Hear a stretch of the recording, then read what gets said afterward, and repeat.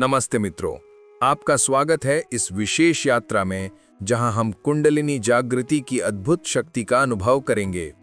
आज के इस सत्र में हम अपने आत्मा की गहन शक्ति से जुड़ेंगे। शांत और स्थिर मन से बैठें, आंखें बंद करें और मेरे साथ इस ध्यान यात्रा में शामिल हों। कुंडलिनी के नाम आध्यात्मिक व्यक्तियों के द्वारा कई नामों से परिचित हैं। सर्प ऊर्जा। कुंडलिनी को सर्प ऊर्जा के रूप में वर्णित किया जाता है क्योंकि प्राचीन योग और तंत्र शास्त्रों में इसे एक सर्पाकार शक्ति के रूप में चित्रित किया गया है, जो मूलाधार चक्र में 3 और आधे चक्कर लगाकर सुप्त अवस्था में रहती है। यह सर्प जब जागृत होता है तो वह रीढ़ के माध्यम से ऊपर की ओर चढ़ता है, प्रत्येक चक्र को सक्रिय करते हुए सहस्त्रार चक्र तक पहुंचता है। यह प्रतीक सर्प की शक्ति, पुनर्जनन और परिवर्तन का प्रतीक है, जो मानव चेतना को नई ऊंचाइयों तक ले जाता है। जागरण के दौरान ये ऊर्जा गर्मी, कंपन या सनसनी के रूप में अनुभव की जा सकती है। शक्ति। शक्ति कुंडलिनी का एक अन्य नाम है, जो इसे दिव्य मादा ऊर्जा के रूप में परिभाषित करता है। हिंदू दर्शन में शक्ति को सृष्टि की रचनात्मक शक्ति और संरक्षण का प्रतीक माना जाता है, जो शिव के साथ मिलकर संतुलन बनाती है। कुंडलिनी शक्ति को अक्सर देवी के रूप में पूजा जाता है, जैसे पार्वती, दुर्गा या काली, जो ज्ञान, प्रेम और विनाश यानी नकारात्मकता का मिश्रण है। यह ऊर्जा न केवल व्यक्तिगत परिवर्तन लाती है, बल्कि ब्रह्मांड की व्यापक शक्ति से भी जोड़ती है। चेतना की शक्ति। कुंडलिनी को चेतना की शक्ति कहा जाता है क्योंकि यह मानव मन को जागरूकता और आत्मज्ञान की ओर ले जाती है। यह ऊर्जा मस्तिष्क के उच्च स्तरों को सक्रिय करती है, जिससे अंतर्ज्ञान, स्पष्टता और आध्यात्मिक दृष्टि विकसित होती है। योगियों का मानना है कि जब कुंडलिनी जागृत होती है तो यह व्यक्तिगत अहंकार को पार करके सार्वभौमिक चेतना से जुड़ती है। यह प्रक्रिया ध्यान और आत्मचिंतन के माध्यम से संभव होती है, जो मानसिक शांति और गहरे बोध को बढ़ावा देती है। मूल शक्ति। मूल शक्ति का नाम कुंडलिनी को इसलिए दिया गया है क्योंकि यह मूलाधार चक्र से उत्पन्न होती है, जो मानव शरीर का आधारभूत ऊर्जा केंद्र है।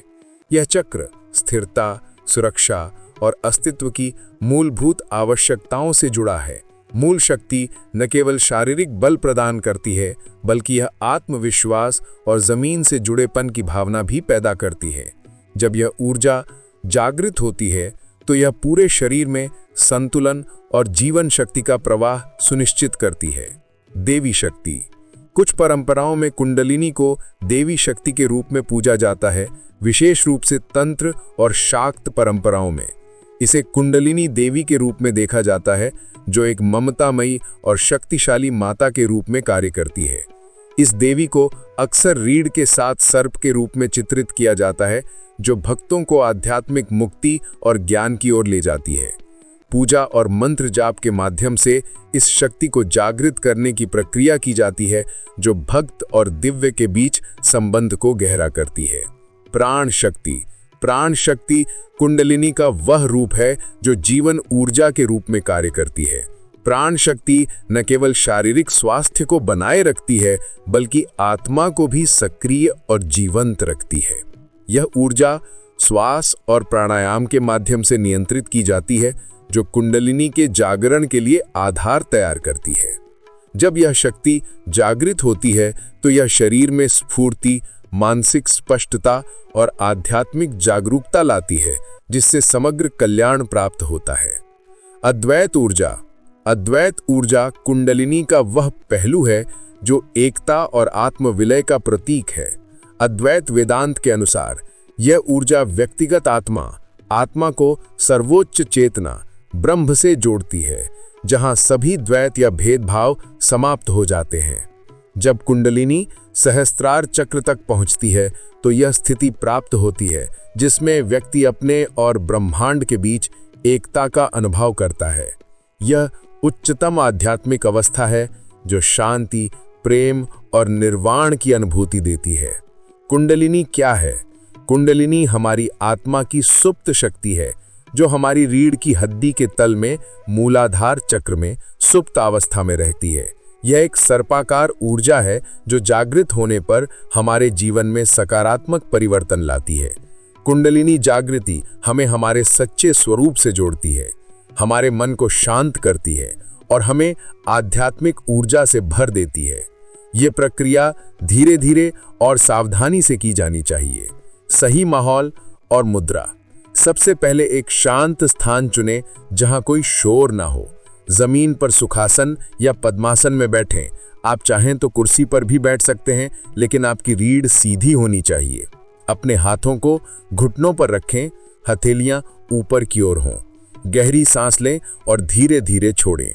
अपने मन को शांत करें और बाहरी विचारों को दूर करें। ये समय केवल आपके लिए है। श्वास प्रक्रिया, प्राणायाम। अब हम प्राणायाम शुरू करेंगे। नाक से गहरी सांस लें, अपने पेट को हवा से भरें, फिर धीरे धीरे सांस छोड़ें। इसे 5 बार दोहराएं। अब नाड़ी शोधन प्राणायाम करें। दाहिने नथुने को अंगूठे से बंद करें, बाएं नथुने से सांस लें, फिर बाएं नथुने को बंद करके दाहिने से सांस छोड़ें। इसे 3 मिनट तक करें। यह आपकी ऊर्जा को संतुलित करेगा और कुंडलिनी जागरण के लिए तैयार करेगा। चक्र ध्यान। 7 चक्रों का विस्तृत विवरण, उनकी विशेषताएं, महत्व और ध्यान प्रक्रिया को और गहराई से समझाया गया है। यह कुंडलिनी जागृति के लिए एक गहन और संरचित दृष्टिकोण प्रदान करता है। पहला, मूलाधार चक्र। स्थान रीढ़ की हड्डी का सबसे निचला हिस्सा, गुदा और जननांगों के बीच। रंग लाल। मंत्र लम। मूलाधार चक्र जीवन की आधारशिला है। यह स्थिरता, सुरक्षा और भौतिक अस्तित्व का केंद्र है। यह चक्र हमें धरती माता से जोड़ता है और जीवित रहने की मूलभूत जरूरतों जैसे भोजन, आश्रय और सुरक्षा से संबंधित है। जब यह चक्र संतुलित होता है तो व्यक्ति आत्मविश्वास, सुरक्षित और स्थिर महसूस करता है। असंतुलन होने पर भय, चिंता या भौतिक असुरक्षा की भावना उत्पन्न हो सकती है। ध्यान प्रक्रिया। आंखें बंद करें। अपनी रीढ़ के तल पर एक चमकदार लाल रंग की ऊर्जा की कल्पना करें, जैसे खिलता हुआ कमल या एक लाल गोला। गहरी सांस लें और मन में लम मंत्र का जाप करें। प्रत्येक जाप के साथ इस ऊर्जा को और मजबूत होते हुए महसूस करें। इस चक्र को अपनी जड़ों की तरह देखें जो आपको धरती से जोड़ता है। 2 मिनट तक इस ऊर्जा पर ध्यान केंद्रित करें। दूसरा, स्वाधिष्ठान चक्र। स्थान नाभि के ठीक नीचे त्रिकासी क्षेत्र में। रंग नारंगी। मंत्र वम। यह चक्र क्रिएटिविटी, कामुकता और भावनाओं का केंद्र है। यह हमें आनंद, सृजनशीलता और भावनात्मक प्रवाह से जोड़ता है। एक संतुलित स्वाधिष्ठान चक्र व्यक्ति को क्रिएटिव, भावनात्मक रूप से संतुलित और जीवन के प्रति उत्साही बनाता है। असंतुलन होने पर भावनात्मक अस्थिरता, क्रिएटिव रुकावट या अत्यधिक लगाव की समस्या हो सकती है। ध्यान प्रक्रिया। नाभि के नीचे एक नारंगी रंग की ऊर्जा की कल्पना करें, जैसे गर्म तरल लाइट या नारंगी कमल। धीरे से गहरी सांस लें और वम मंत्र का जाप करें। इस ऊर्जा को अपने भीतर सृजनात्मकता और भावनाओं के प्रवाह के रूप में महसूस करें। इसे अपने शरीर में लहरों की तरह बहने दें। 2 मिनट तक इस पर ध्यान दें। तीसरा, मणिपुर चक्र। स्थान नाभि के क्षेत्र में पेट के ऊपरी हिस्से में। रंग पीला। मंत्र रम। मणिपुर चक्र आत्मविश्वास, इच्छा शक्ति और व्यक्तिगत शक्ति का केंद्र है। यह चक्र हमें अपने लक्ष्यों को प्राप्त करने और आत्मसम्मान बनाए रखने की ऊर्जा देता है। संतुलित होने पर यह हमें प्रेरित और दृढ़ निश्चयी बनाता है, जबकि असंतुलन से क्रोध, नियंत्रण की इच्छा या आत्मविश्वास की कमी हो सकती है। ध्यान प्रक्रिया। नाभि पर एक चमकदार पीले रंग की ऊर्जा की कल्पना करें, जैसे सूर्य का प्रकाश या एक खिलता हुआ पीला फूल। रम मंत्र का जाप करें और इस ऊर्जा को अपने आत्मविश्वास और शक्ति का स्रोत मानें। इस ऊर्जा को अपने पूरे शरीर में फैलते हुए महसूस करें। 2 मिनट तक ध्यान करें। चौथा, अनाहत चक्र। स्थान हृदय क्षेत्र, छाती के बीच में। रंग हरा। मंत्र यम।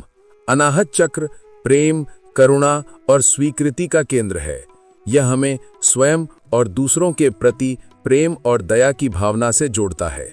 संतुलित अनाहत चक्र हमें भावनात्मक रूप से खुले और संवेदनशील बनाता है, जबकि असंतुलन से अकेलापन, अविश्वास या भावनात्मक रुकावट हो सकती है। ध्यान प्रक्रिया। अपने हृदय पर हरे रंग की ऊर्जा की कल्पना करें, जैसे एक चमकता हुआ पन्ना या हरा कमल। यम मंत्र का जाप करें और इस ऊर्जा को अपने हृदय से प्रेम और करुणा के रूप में बाहर निकलते हुए महसूस करें। यह ऊर्जा आपको और आपके आसपास के लोगों को शांति दे रही है। 2 मिनट तक इस पर ध्यान दें। 5वां, विशुद्ध चक्र स्थान, गला क्षेत्र, रंग नीला। मंत्र हम। विशुद्ध चक्र संचार, सत्य और आत्म अभिव्यक्ति का केंद्र है। ये हमें अपनी भावनाओं और विचारों को स्पष्ट रूप से व्यक्त करने में मदद करता है। संतुलित होने पर यह चक्र हमें प्रभावी संचारक बनाता है, जबकि असंतुलन से गलत संचार, झूठ या बोलने में कठिनाई हो सकती है। ध्यान प्रक्रिया। गले पर एक नीले रंग की ऊर्जा की कल्पना करें, जैसे आकाश या नीला मणि। हम मंत्र का जाप करें और इस ऊर्जा को अपने संचार को शुद्ध और सत्यनिष्ठ बनाने के रूप में महसूस करें। अपनी आवाज को शक्तिशाली और स्पष्ट होने दें। 1 मिनट तक ध्यान करें। 6, आज्ञा चक्र स्थान, भौहों के बीच। तीसरा, नेत्र क्षेत्र, रंग बैंगनी या गहरा नीला। मंत्र ओम। आज्ञा चक्र अंतर्ज्ञान, बुद्धि और आध्यात्मिक जागरूकता का केंद्र है। यह हमें अपने अंतरतम ज्ञान और उच्च चेतना से जोड़ता है। संतुलित होने पर यह चक्र हमें स्पष्ट दृष्टि और अंतर्ज्ञान प्रदान करता है, जबकि असंतुलन से भ्रम, अनिर्णय या मानसिक अस्थिरता हो सकती है। ध्यान प्रक्रिया। भौहों के बीच एक बैंगनी रंग की ऊर्जा की कल्पना करें, जैसे एक चमकता हुआ तारा। ओम मंत्र का जाप करें और इस ऊर्जा को अपने अंतर्ज्ञान को जागृत करने की रूप में महसूस करें। अपने मन की आंख से सत्य को देखें। 1 मिनट तक ध्यान करें। 7वां, सहस्रार चक्र स्थान, सिर का शीर्ष, मुकुट क्षेत्र, रंग सफेद या सुनहरा। मंत्र कोई मंत्र नहीं, केवल शांति। सहस्रार चक्र आध्यात्मिक संबंध और उच्च चेतना का केंद्र है। यह हमें ब्रह्मांड और ईश्वरीय शक्ति से जोड़ता है। संतुलित होने पर यह चक्र हमें पूर्णता, शांति और एकता का अनुभव कराता है। असंतुलन से आध्यात्मिक अलगाव या भौतिकवादी सोच हो सकती है। ध्यान प्रक्रिया। सिर के शीर्ष पर एक सफेद या सुनहरे रंग की ऊर्जा की कल्पना करें, जैसे एक चमकता हुआ प्रभामंडल। कोई मंत्र नहीं, केवल शांति और एकता का अनुभव करें। इस ऊर्जा को अपने पूरे अस्तित्व को प्रकाशित करते हुए महसूस करें। 1 मिनट तक इस शांति में डूबे रहें। सावधानियां। प्रत्येक चक्र पर ध्यान करते समय शांत और स्थिर रहें। अगर कोई शारीरिक या भावनात्मक संवेदना, जैसे गर्मी, झुंझुनी या भावनाएं महसूस हो, तो उसे स्वीकार करें और सांस के साथ प्रवाहित होने दें। ये प्रक्रिया धीरे धीरे कुंडलिनी ऊर्जा को जागृत करने में मदद करती है। कुंडलिनी ऊर्जा जागरण। अब कल्पना करें कि एक सुनहरी ऊर्जा आपकी रीढ़ के तल से ऊपर की ओर बढ़ रही है। ये ऊर्जा धीरे धीरे प्रत्येक चक्र को स्पर्श करती हुई सहस्रार चक्र तक पहुंच रही है। इसे धीरे धीरे महसूस करें। अगर आपको गर्मी, झुंझुनी या हल्का दबाव महसूस हो तो डरे नहीं, ये सामान्य है। गहरी सांस लेते रहें और ऊर्जा को प्रवाहित होने दें। शांति और एकीकरण। अब धीरे धीरे अपनी सांसों को सामान्य करें। अपनी हथेलियों को रगड़ें और गर्म हथेलियों को अपनी आंखों पर रखें। धीरे धीरे आंखें खोलें। इस अनुभव को अपने साथ रखें। हर दिन इस अभ्यास को करें और आप धीरे धीरे कुंडलिनी की शक्ति को अपने जीवन में एकीकृत करेंगे। नमस्ते। इस यात्रा को अपने जीवन का हिस्सा बनाएं और अपने आत्मिक विकास को गले लगाएं। अगर आपको ये जानकारी ज्ञानवर्धक लगी हो तो आयुर्वेद विश्वगुरु चैनल को लाइक, शेयर और सब्सक्राइब करना ना भूलें। वीडियो पूरा देखने के लिए धन्यवाद।